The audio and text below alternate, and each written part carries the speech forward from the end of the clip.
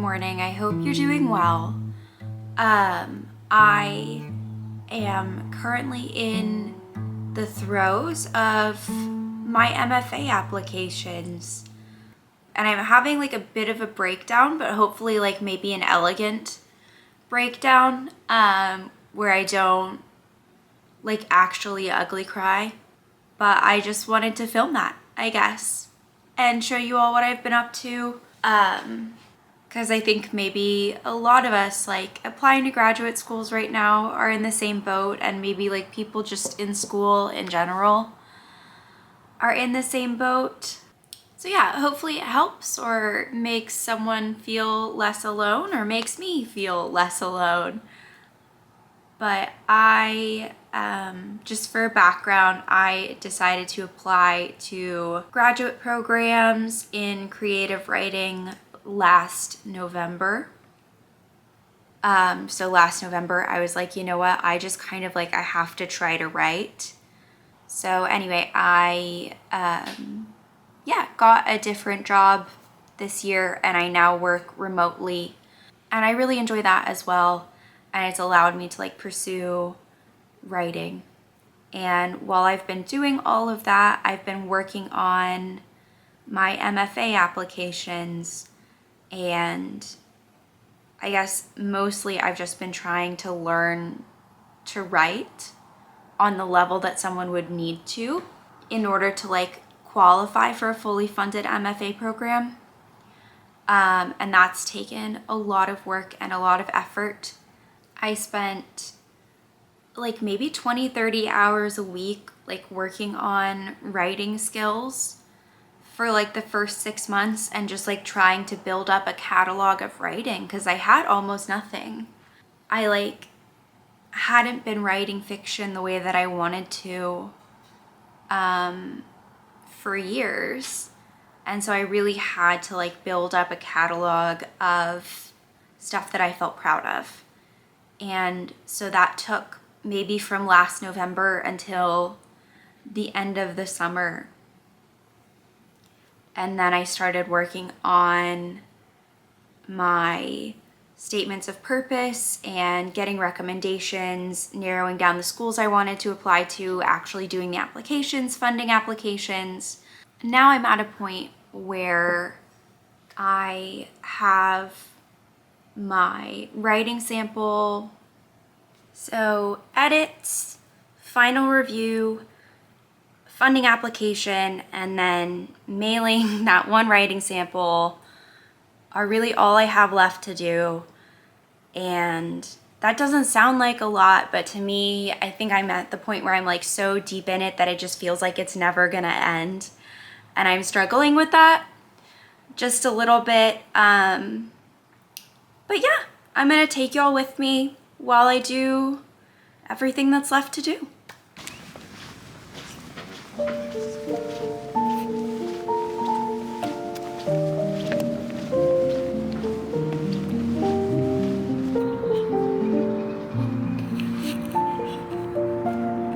These geese, they are pugilists. They long to fight. Look at this one.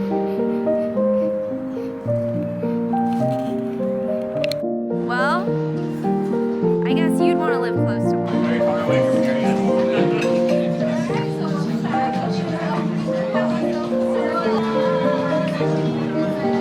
Oh, that's right. Thank you so much. All right.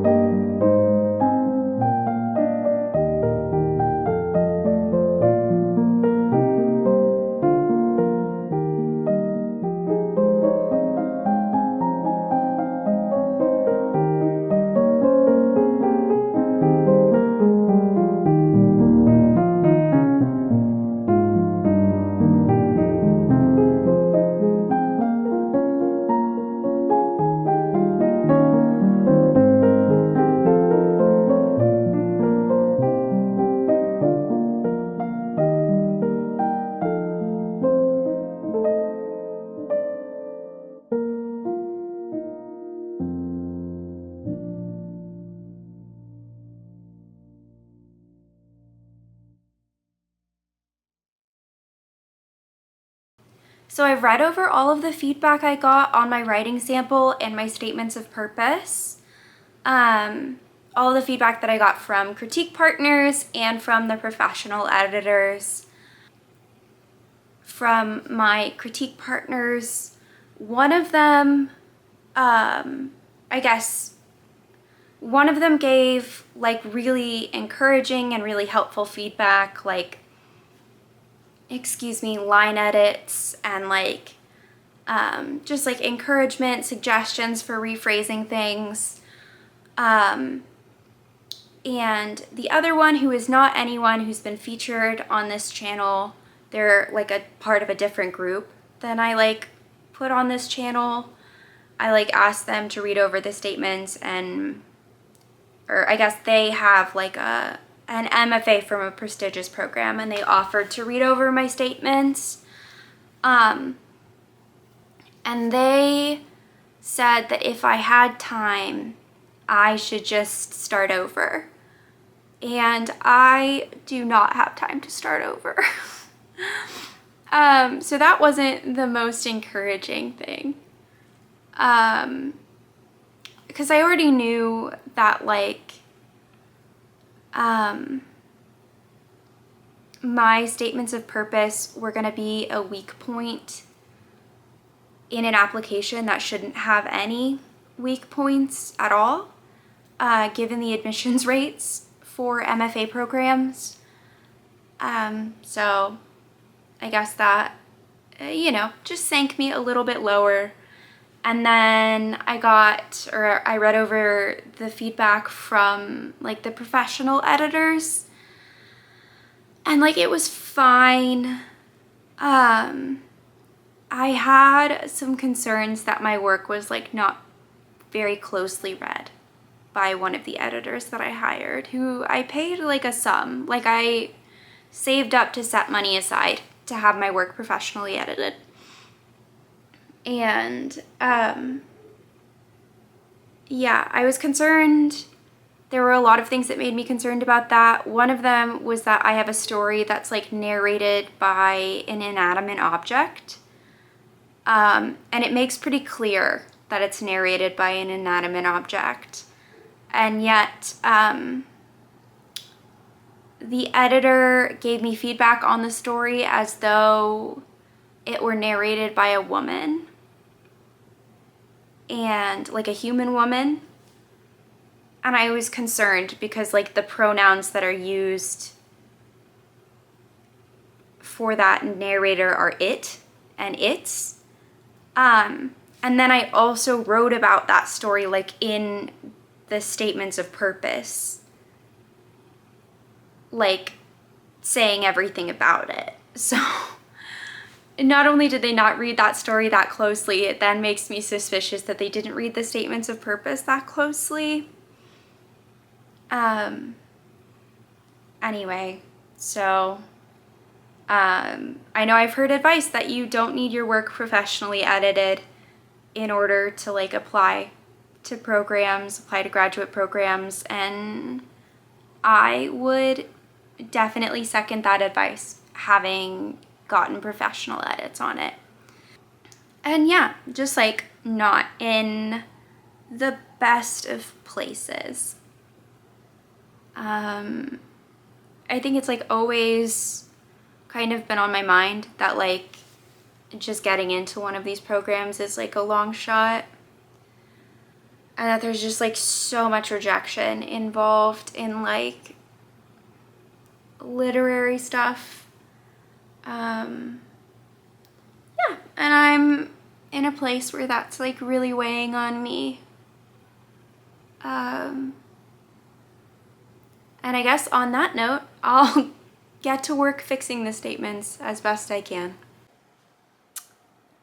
I have been editing my statements of purpose for a while, a couple hours maybe, and I'm making good progress, but I am ready for a change of scenery. So I'm gonna go edit my statements at Meteor with Charlie and maybe David.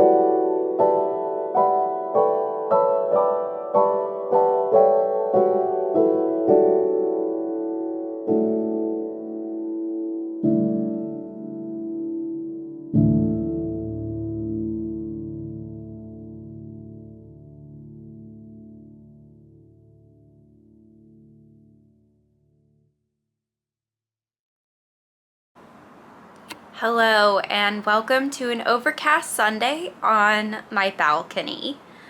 I have officially put in the edits on two of the five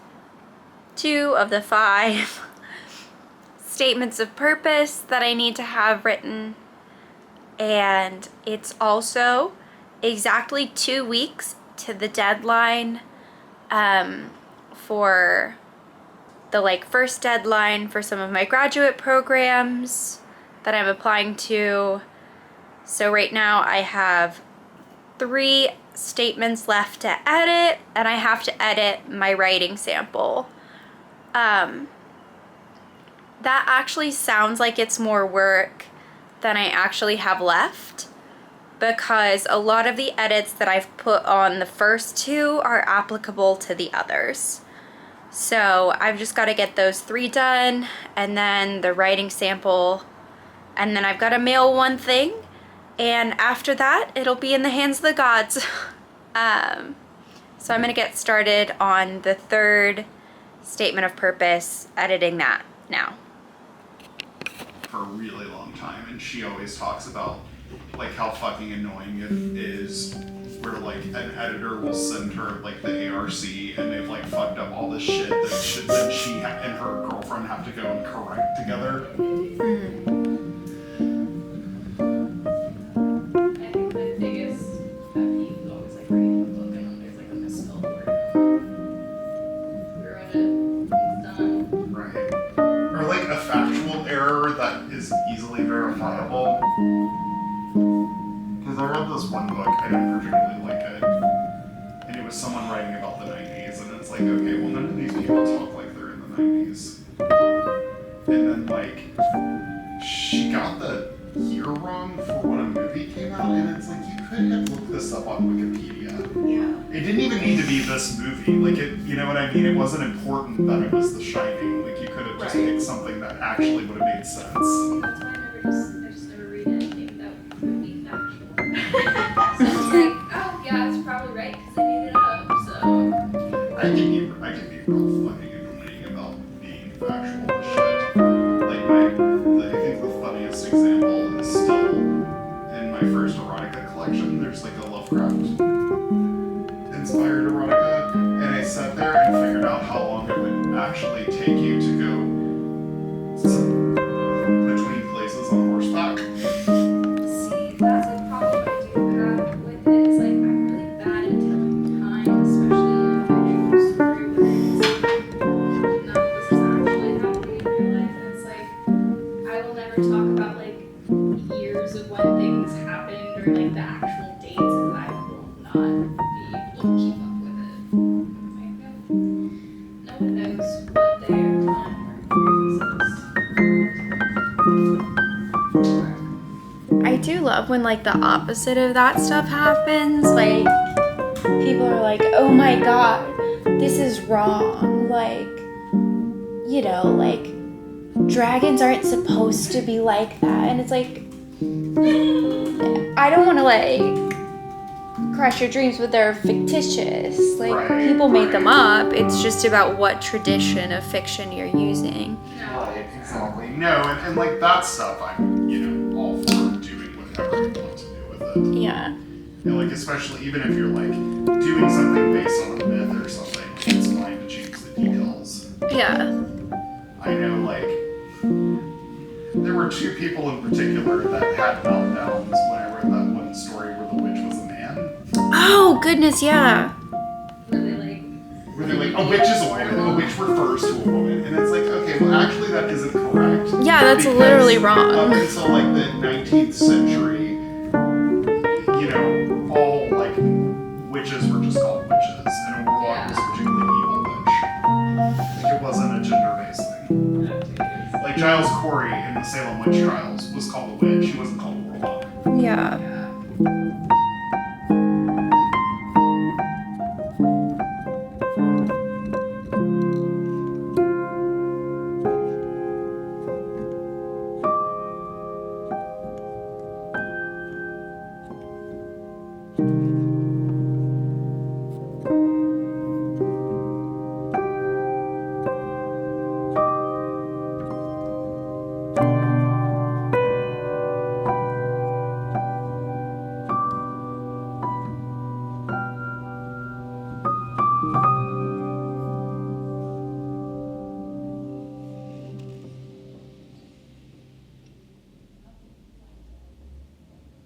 All right, I'm on almost the final step. I have all of my statements of purpose done, and it's just editing the writing sample that I have left and then formatting and submitting. I feel a lot more optimistic at this point. Not that there was like a lower low. I mean, I imagine there was probably a lower low than I could have gone to, but I feel optimistic just about the work I've done. I've worked really hard on all of these applications, so I'm really glad that they're like taking shape right now and I can like see them as they are. But I'm gonna edit my writing sample and then I'm gonna format for the rest of today.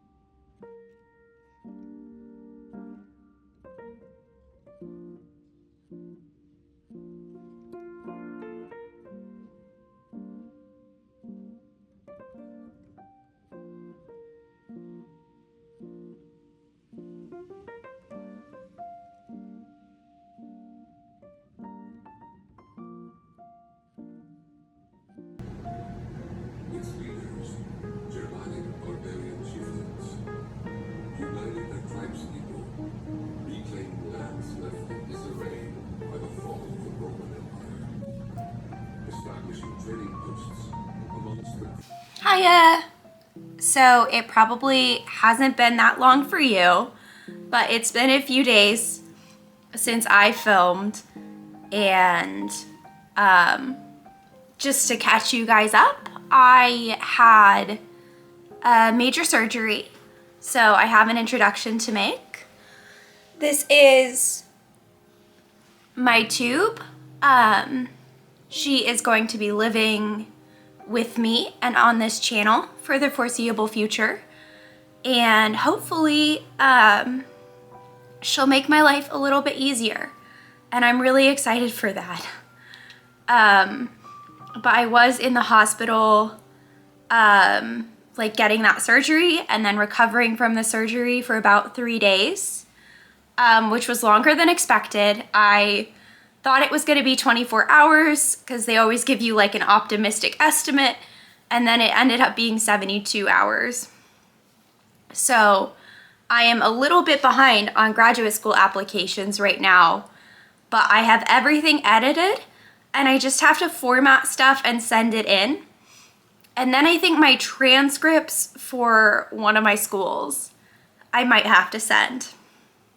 So I'm gonna work on that right now because it needs to get done. It's like very close to the deadline. So the deadline for some of my programs is December the 1st, and it is November 23rd right now. So I really want to get this stuff done, just in case there are any problems like sending things in and stuff. So I'm gonna get to work.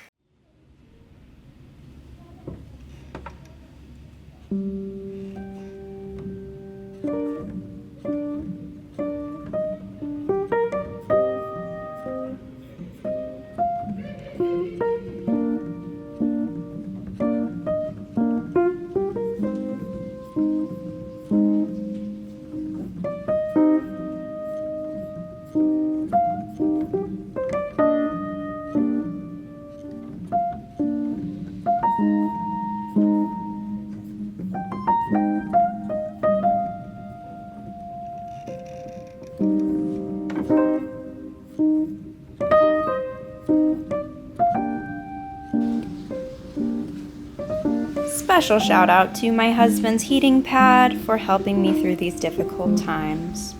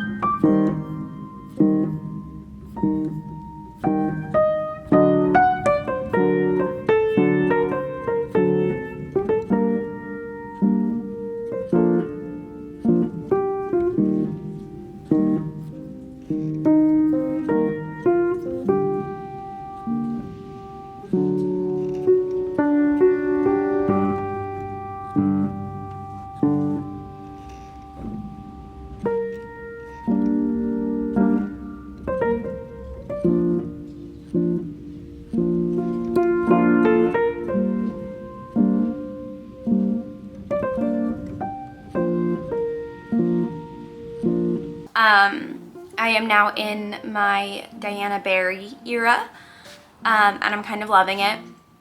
The auburn was just a little bit too difficult to maintain with everything else I have going on right now.